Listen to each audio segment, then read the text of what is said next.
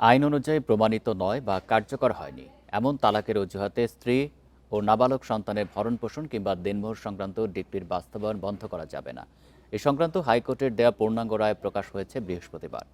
গত ২২ জন বিচারপতি আব্দুর রহমানের একক বেঞ্চ এই রায় দিয়েছিলেন।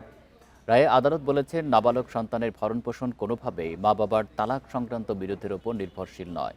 ২০১১ সালে শেখ নজরুল ইসলাম ও হালিমা খাতুনের বিয়ে হয়। পরে হালিমা খাতুন নিজের দেনমোহর ও নাবালক কন্যা সন্তানের ভরণপোষণের দাবিতে মামলা করেন, কিন্তু স্বামীর দাবি তিনি তার স্ত্রীকে আগেই তালাক দিয়েছেন।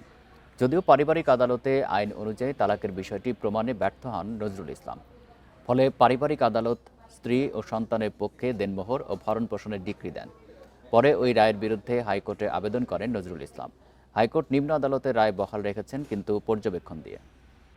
মৌখিক তালাকের দাবি করে স্ত্রীর ভরণপোষণ বন্ধ করা বা সন্তানের ভরণপোষণ বন্ধ করার কোনো সুযোগ নেই।